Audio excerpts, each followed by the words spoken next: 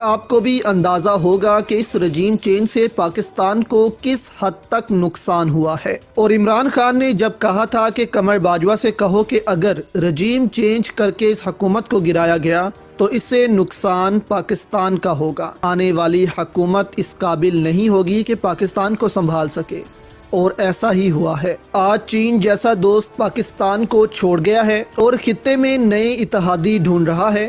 ہم جتنا مرضی اب کہیں کہ چین گوادر کو کبھی نہیں چھوڑ سکتا، ایک حد تک یہ ٹھیک بھی ہوگا، لیکن ان 7-8 ماہ میں ہی ہم نے چین کو ایران کی طرف جانے پر مجبور کر دیا ہے۔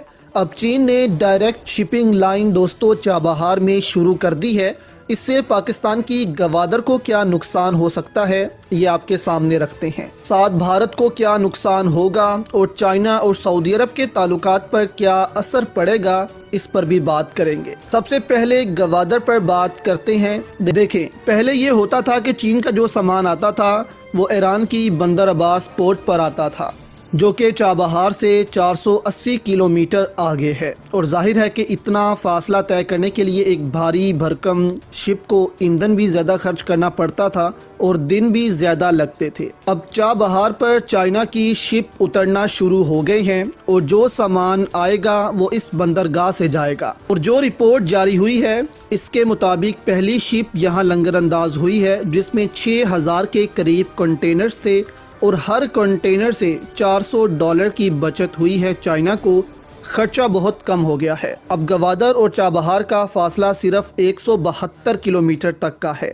اب سوچنے کی بات یہاں یہ ہے کہ چین ایک دم گوادر میں اپنا انٹرسٹ کیوں کم کر رہا ہے اور چابہار کو ڈیولپ کرنے میں لگا ہوا ہے، اور $400 ارب 2019 میں معاہدہ بھی چین ایران کے ساتھ کر چکا ہے کہ وہ اتنا پیسہ ایران میں انویسٹ کرے گا، جس سے گوادر کی بھی اہمیت کم ہو سکتی ہے اگر پاکستان کے جو حالات ہیں ایسے ہی رہے تو۔ دیکھیں، اگر سیاسی ماحول کو ہماری اسٹیبلشمنٹ نے بہتر نہ ہونے دیا، ایسے ہی ملک میں حکومتیں گرائی جاتی رہیں، تو گوادر کبھی بھی کامیاب نہیں ہو پائے گا۔ ہمیں تو چاہیے تھا کہ جلد سے جلد گوادر کے منصوبے کو پورا کرتے اور اپنی ڈرٹی پولیٹکس کو ایک سائٹ پر رکھتے، لیکن ہم ہمیشہ اس ڈرٹی پولیٹکس میں پڑ جاتے ہیں اور اس سے ملک کا ہی نقصان ہوتا ہے۔ اب 8-9 ماہ ہو گئے ہیں، ملک میں کیا ہو رہا ہے؟ چین بھی اس سے فرسٹریٹڈ ہو چکا ہے۔ اس کو بھی پاکستان میں ایک بہتر ماحول چاہیے جہاں وہ کام کر سکے۔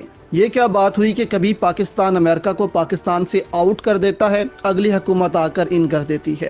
یہ وجہ بھی ہے ایک کہ چین تھوڑا مایوس ہوا ہے پاکستان سے۔ بے شک چین نے گوادر سے تجارت کرنی ہے، لیکن اگر پاکستان نے جلد ہی ماحول ٹھیک نہ کیا تو چین افغانستان ایران والا روٹ بھی ڈیولپ کر سکتا ہے۔ اگر ہم ایسے ہی سوتے رہے تو دنیا نے تو آگے نکل جانا ہے، پاکستان وہیں کھڑا رہے گا، اور اس کے بعد ہمیں گوادر کا کوئی فائدہ نہیں ہوگا۔ دوسرا، چین کے چابہار میں جانے سے بھارت کو بھی بڑا نقصان ہے، وہ یہ کہ چین نے چابہار میں سرمایہ کاری شروع کر دی ہے، جبکہ بھارت چاہتا تھا کہ وہ ایران کے راستے افغانستان تک جائے اور وہاں سے وسطی ایشیائی ممالک تک تجارت کرے، لیکن چین اب ایک بڑی رکاوٹ بن رہا ہے۔ ایسا لگتا ہے کہ چین نے چابہار میں بھارت کو بھی کاؤنٹر کر لیا ہے، اور چین چابہار تک اب بھارت کو بھی نہیں آنے دے گا، کیونکہ ایران پر چین کا انفلوئنس بڑھتا جا رہا ہے، اور اگر ایسے ہی یہ انفلوئنس بڑھتا گیا تو بھارت کو ایران بھی نہیں آنے دے گا چابہار تک۔ اس کے علاوہ اگر ہم دیکھیں تو سعودی عرب کے ساتھ حال ہی میں چین نے تعلقات بہتر کیے ہیں، تو یہاں سعودی عرب بھی اس پر نظر رکھے گا